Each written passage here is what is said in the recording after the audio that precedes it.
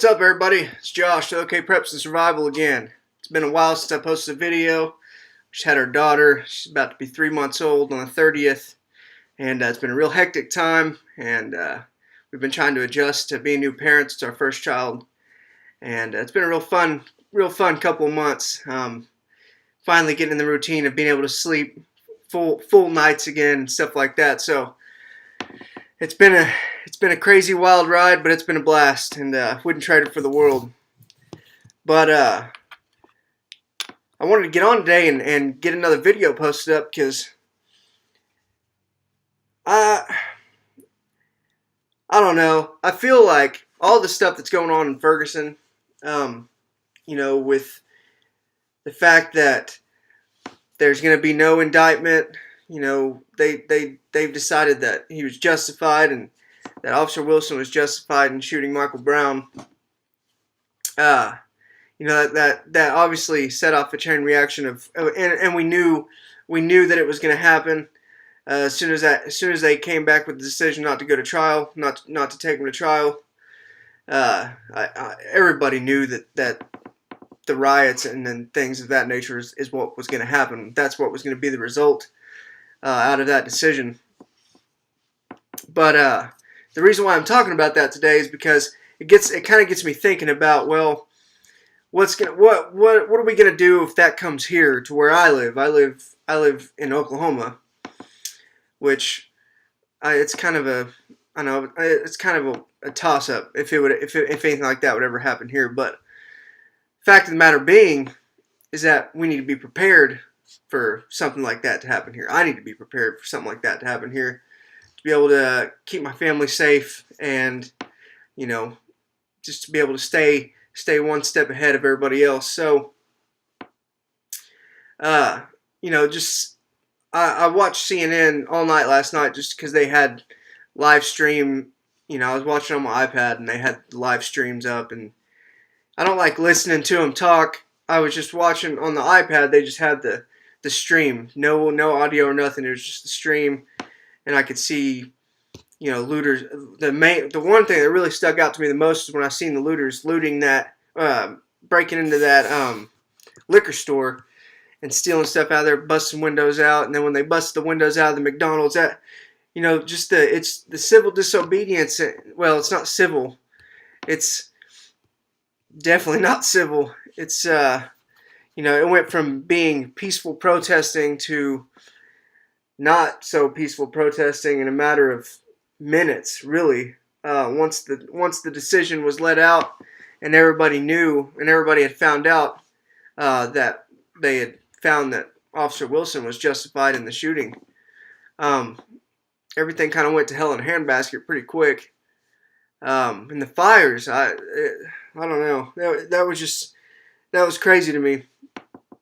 And then the idea that I ended up watching a couple of the interviews that they did that Al Sharpton was a part of, and one of the questions that was asked to him was if the Brown family and the people that are supporting Michael Brown and all those guys think they asked them if they thought that the reason why Ferguson burned last night, basically, excuse me, they asked if it was because of law enforcement not having a strong enough presence, and their reaction was yes. The reason why that the fires were set and the violence was happening was because there wasn't a strong enough police presence. But just, weeks before that, they were talking about the police presence being too strong and they needed to back off. So in my eyes, they need to make up their damn minds. Tell them they need to figure out what they want, because they're never going to be happy ever. They already. I'm not going to get off on that, but there's not going to be any. There's going to be no appeasing these people. They didn't get what they sought after, which in their eyes was their justice, which was taking him to trial. So nothing's gonna compare to that, and so they're out for blood now, it seems like. And it's starting in other cities across the nation. Baltimore, I just seen before I started this video, Baltimore and Atlanta, they're already protesting as I'm making this video right now. So I'm curious to see really how far this is going to transcend across the country and see which metropolitan areas people actually start organizing in, because social media spreads this stuff like wildfire, and somebody will get on Facebook and start a support Mike Brown page and stuff like that, and it'll start up here. And the whole reason I'm saying this is that we just need to be prepared. And some of the ways that we can be prepared for something like that to happen is, everybody should have at least 3 or 4 days of food in their home at all times for any given reason. You should have 3 to 4 days of food in your house every day. You should be able to come home from work, go in your house, lock up the door, and not leave for 4 days, 3 to 4 days, and be able to survive. Food and water, for 3 to 4 days. Personally, we try to keep, I got a dog and my wife and kid, and so I try to keep a little bit more, mainly because I eat way too much. But I try to keep a little bit more than just, the 3 to 4 days. So that's what you really want. Because if the looting starts,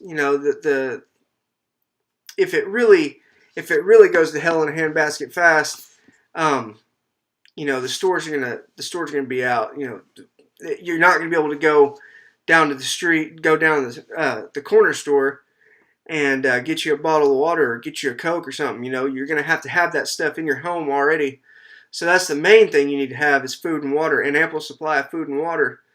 You need to be able to defend yourself. You need to be able to defend your home. You don't want, heaven forbid, looters start going into neighborhoods and kicking doors in. That would just be unreal. I could never imagine a situation here in the United States where something like that would happen. Kind of like the Purge. People just start kicking in doors, and it's just kind of without rule of law situation. It's just up to everybody to defend their own selves. So you got to be vigilant in defending yourself and being able and knowing for a fact that you can defend you and your home and your property. So obviously you want to have your 12 gauge ready to go and whatever defense weapon of your choice, whether it be a baseball bat or a firearm. You got to be able to defend yourself. I recommend not going anywhere if something like this happens in your area, in your home, and you're safe, you're away from it all. Stay away from it all. Don't try to go out and be a hero, or don't try to go out and be a vigilante. As much as all of us would like to do that, it's just not the smart play. So stay home, stay with your family. Just be safe and make the right decisions. And then try to stay one step ahead of everybody. Stay on social media is kind of a toss-up. You get good stuff and you get bad stuff. You get some stuff that's kind of in the gray area in between, and you just gotta pick and choose who your sources are. But you can really stay one step ahead by being on social media instead of waiting for Channel 9 or Channel 5, which is some of our local channels here in Oklahoma. But instead of waiting on Channel 9 or Channel 5 to tell you what to do, you can kind of be one step ahead. In the situation where you would need to bug out, you need to have your plan in place now.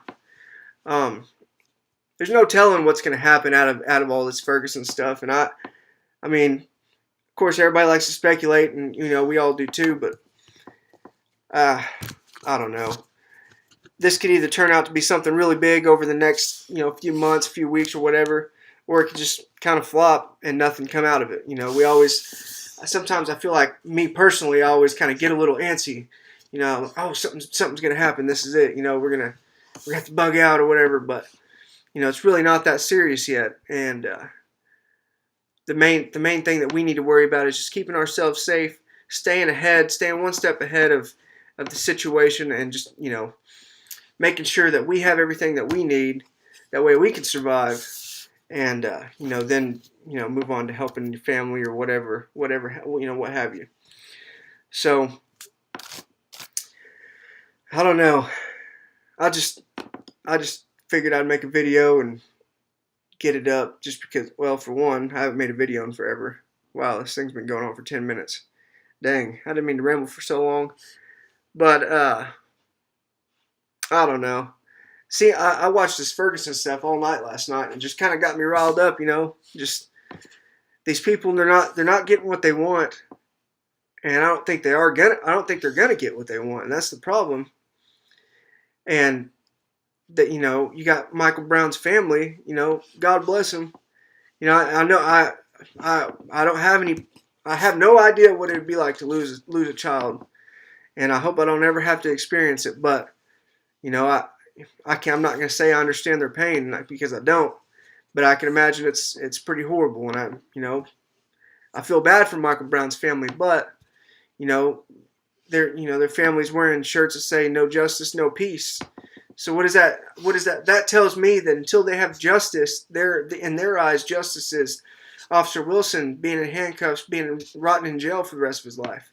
That's their justice. I don't think they're going to get that. So does that mean that there's never going to be peace again because Officer Wilson isn't going to get convicted of murder? You know, that's the kind of thing that I've been thinking about. You know, they wear the shirts, no justice, no peace. And if that's really true, you know, this could escalate to something major. This could be race riots, you know, things like that. But I guess only time will tell. We'll find out tonight. I'm going to be watching tonight. I'll probably flip between Fox's stream and CNN stream just to see what's happening out there. And but who knows, man? It's a toss-up, like I said. But just want you guys to be prepared, and I wanted to get a video out to you guys, and it's been a long time. So, anywho, well, thank you guys for watching. I'll try to get some more videos up here pretty soon. I'm gonna do a couple reviews and just talk about stuff, any kind of stuff, really. So, thank you guys for watching. This has been OK Preps and Survival. I'm Josh. See you guys next time.